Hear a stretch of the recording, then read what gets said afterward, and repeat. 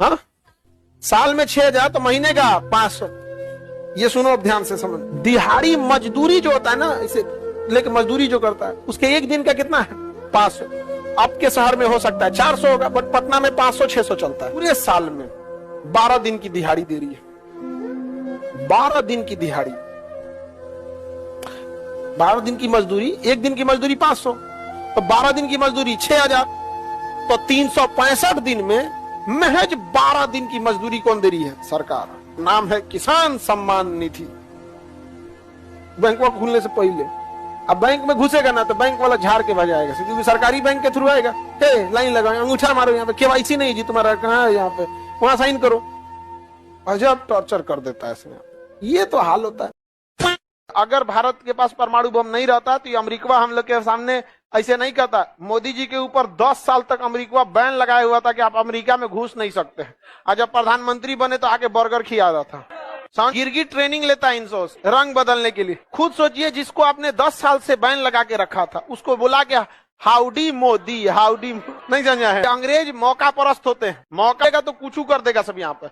भारत मोदी जी को रोकता सब कैसे? क्योंकि इंटरनेशनल रूल के हिसाब से किसी देश के प्रधानमंत्री को आप अगर रोकना चाहते हैं तो उस देश से सारे संबंध को खत्म करना पड़ेगा। गूगल जाओ, यूट्यूब जाओ, माइक्रोसॉफ्ट जाओ, ये अमेजोन जाओ, टेस्ला जाओ, फेसबुक जाओ, यहाँ से व्हाट्सएप जाओ, नचनियन का कौन चाहिए, इंस्टाग्राम जाओ। कूल टिकटॉक करवा दा, भाग गया सब कहां पे, इंस्टाग्राम।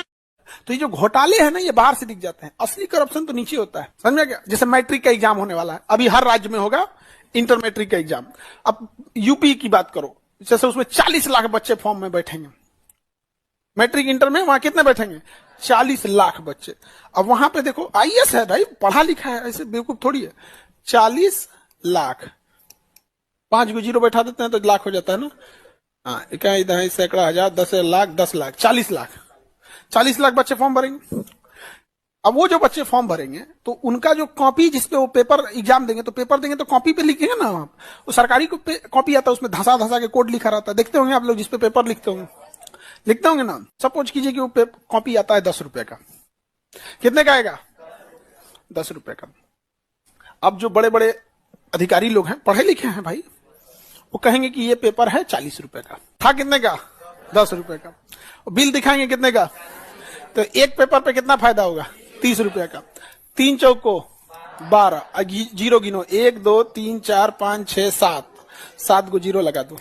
इकाई दहाई सैकड़ा हजार 10 लाख 10 लाख करोड़ 10 करोड़ 12 करोड़। एगो एग्जाम हुआ 12 करोड़ आ गया, खत्म कहानी। तुम्हें पता चला करप्शन कैसे हुआ? तुम्हें क्या लग रहा है आईएएस सब ऐसे करप्शन करेगा? पढ़ा लिखा है भाई, पढ़ा लिखा है। तुम्हें पता चला करप्शन फ्री हो गया? 12 करोड़। 12 करोड़ में 2 करोड़ दे देगा कंपनी को जहां से पेपर लाया है, का बिल दे देना, हो गया काम खत्म। कहा इतना दिए थे हम। तो मालदीव पर्यटन के लिए पूरी दुनिया में फेमस है। जितने बड़े बड़े रईस, राजा, महाराजा, सेलिब्रिटी सब मालदीव जाते थे सब घूमने के लिए। और ये बहुत मतलब नॉर्मल देश है, और ये इस्लामिक कंट्री है। कैसा है? Islamic country. बट इसने रूल बना रखे हैं कि इसके जिस द्वीप पर इसके लोकल लोग रहते हैं वहां पर्यटकों को अलाउ नहीं किया है। जहां पर इसके पर्यटकों के लिए जो द्वीप बनाया है वो बेहतरीन बनाया है, एकदम बेहतरीन। उन लोग के लिए होटल सब है, शराब पीना है शराब पियो, जो काम करना है, मतलब जो आपका कल्चर है, भैंसा खाना है, सांप खा जाना है, मगरमच्छ खा जाना है, जो खाना है, सुअर खाना है, जाके उधर खा जाओ, उसको कोई रोक टोक नहीं है। लेकिन जिस द्वीप पर उसके पब्लिक रहते हैं उस पे आप नहीं आ सकते हैं, और उस पे अगर आ जाएंगे तो उसको उसका रूल, इस्लामिक रूल फॉलो कराएगा। कपड़ा पूरा पहनना है, शराब नहीं पीना, ये नहीं करना। भारत को कुछ हुआ तो दुनिया भी नहीं बचेगी, यही बात पुतिन कहता है। रूस को कुछ हुआ तो दुनिया नहीं बचेगी। नहीं देंगे हम उस दुनिया का क्या करेंगे जिसमें भारत ही नहीं रहे? आप उसके सुधारने ले जाके नाटो सेना को बैठाइए, क्या जरूरत है नाटो सेना की? 31 देश मिलके अगर ये कहें कि हम 31 साथ मिलके मारेंगे किसी को, मतलब क्या है उसका? कई को गुस्सा आता है, पुतिन का साथ क्यों देते हैं हम? ना यूक्रेन का साथ देते हैं, हमारे रिश्तेदार है। रसिया हमारा पुराना एलाइज रहा है। पूरी दुनिया दिखा रही थी कि रूस हार रहा है, मनोवैज्ञानिक दबाव बनाने के लिए। लोगों को लगे रूस हार रहा है, रूस हारेगा जी। पुतिन को समझना मुश्किल ही नहीं। जैसे जयशंकर साहब को देखते हैं, नाश्ता में तो यूरोप वालों को खा जाते हैं। यूरोप का मीडिया वाला था, अंग्रेजी में ढेर उछल रहा था। कि कब तक भारत और पाकिस्तान के रिश्ते खराब रहेंगे, कब तक दोनों एक दूसरे से दूरियां बनाएंगे, कब तक दूरियां रहेंगी, कब से व्यापार चालू होगा। तो उन्होंने कहा कि सुनिए ना, आप गलत मंत्री से सवाल पूछ रहे हैं, ये सवाल आप पाकिस्तान के मंत्री से पूछिए कि कब आतंकवाद बंद करेगा, पहले ही शट डाउन। याद रखिएगा, अगर जयशंकर साहब मुस्कुराए तो सामने वाला रोएगा। हम उनके जवाब का इंतजार नहीं करते हैं, हम बस चेहरा देखते हैं, मुस्कुरा दीजिए हम कर ले गया, ये आदमी डुबा दिया यहाँ पे। बहुत स्ट्रांग लीडर है आप। एक अंग्रेज आया था गंगा में घूमने के लिए, तो नाव वाले के पास गया वहां पे, तो नाव जब आगे चली तो कहा कि हमको अकेले ले चलो, हम भीड़ भाड़ में नहीं चलेंगे। आप पूरा का पैसा दीजिए, अकेले घुमा देते, उसको तो और आराम है। बैठा, नाव आगे गई तो पूछ रहा है तुमको चम्मच से खाना खाने आते हैं? कह रहा है मालिक हम गरीब आदमी नाव चलाते हैं, भर पेट खाना मिल जाए यही बहुत है, कहाँ चम्मच से खाएंगे। कह रहे यार तुम्हारा जीवन खराब है। यहाँ आगे गया तो पूछा टाई बांधने आता है? टाई बांध। कह रहा क्या महाराज धोती पहन के हम जी रहे हैं, आप हमको काहे मजाक उड़ा रहे हैं? कहा यार तुम्हारा जीवन खराब है यार, तुम्हें तो टाई बांधने भी नहीं आता है। आगे गया तो पूछता है तुमको इंग्लिश बोलने आता है? तो नाव वाला कहा कि अंग्रेज भाई हमको इंग्लिश बोलने आता तो हम यहाँ नाव चलाते हैं।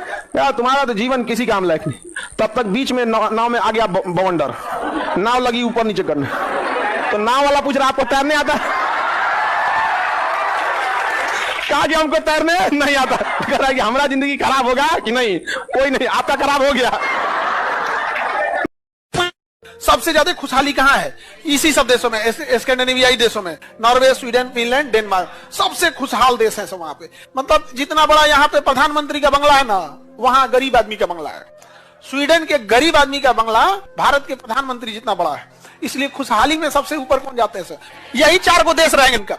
वहां रेस इस बात की है कि बेरोजगारी भत्ता कोई 2 लाख दे रहा है, कोई 3 लाख दे रहा है, लेकिन लोगों में इंसानियत इतना है कि लोग बेरोजगारी भत्ता लेने से पहले शर्माते हैं। मतलब, और भारत दहेज लेने में तो शर्माइबे नहीं करता है, बेरोजगारी भत्ता लेने में शर्माएगा। नहीं समझे आप? बस इतना कहना ना, किसी को दुकान पे ले जाना कोई खरीदवाने, कहना पैसा हम देंगे आप खरीदिए, तो तुमको रुला ना दिया तो तुम कहना ना। चीज कहावत नहीं कहता भूखे पेट ना होए भजन। मतलब जब इंसान का पेट ना भरा हो तो इंसान से कुछ काम नहीं होगा। पेट का मतलब केवल भोजन नहीं होता है, मतलब उसकी जो बेसिक जरूरतें हैं जो समाज में रहने के लिए, जब तक वो नहीं होगा तब तक वो आपको बहुत ज्यादा आगे के लिए, व्यक्तिगत सोच से आगे वो नहीं बढ़ेगा। अब उन लोगों के पास क्या है? व्यक्तिगत जरूरतें पूरी हैं, उनका इतना बड़ा बंगला है।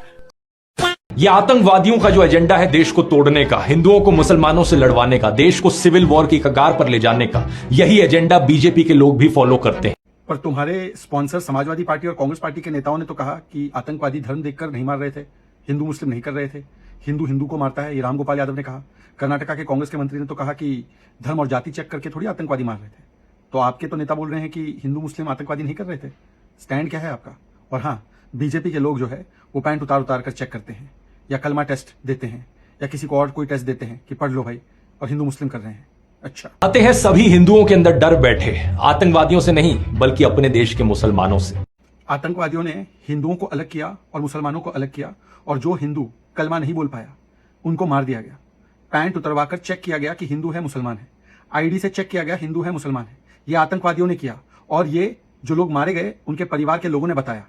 क्या वो हिंदू बना मुस्लिम कर रहे हैं? ये अस वर्सेस देम, यानी हम लोग वर्सेस वो लोग। इस जहरीले प्रोपेगेंडा से बाहर निकलना है। हम भारत के लोग, हमारी डिमांड है कि इन सभी क्रिमिनल एलिमेंट्स, टेरर एलिमेंट्स को जेल में डाल दिया जाए, इन्हें सजा दी जाए। और जो बाकी लोग हैं, हमें साथ में रहना है, देश में शांति और तरक्की लेकर आनी है। इसलिए जोर से कहिए, भारतीय एकता जिंदाबाद। अस वर्सेस देम, जिनका एकमात्र एजेंडा है कि जैसे अंग्रेज डिवाइड एंड रूल करके चले गए, वैसे कभी देश को जातियों में बांटो, कभी देश को रीजन में बांटो, कभी देश को भाषाओं में बांटो, वो बोल रहे हैं अस वर्सेस देम। कांग्रेस के एक नेता ने बोला कि नॉर्थ से साउथ को अलग कर देना चाहिए। ये डीएमके वाली पार्टी जो आपकी है, फेवरेट पार्टी, वो नॉर्थ के स्टेट्स को गौमूत्र राज्य बोलती है। आप अस वर्सेस देम की बात कर रहे हैं। उनके नेता बोलते हैं सनातन को समाप्त कर देना चाहिए। एक नेत्री है बंगाल से जो कहती है हिंदू धर्म गंदा है। ये अस वर्सेस देम है, या ये सबको साथ लेकर चलना है? जब प्रधानमंत्री कह रहे थे हम एक है तो सेफ है, तब तो कह रहे थे सांप्रदायिक नारा है। अच्छा, अब साथ में रहना है। तो यही तो हम कह रहे हैं कि एकजुट रहना है, बटो मत, क्योंकि जब जब जातियों में बटोगे तो धर्म के नाम पर कटोगे। यही तो असलियत है।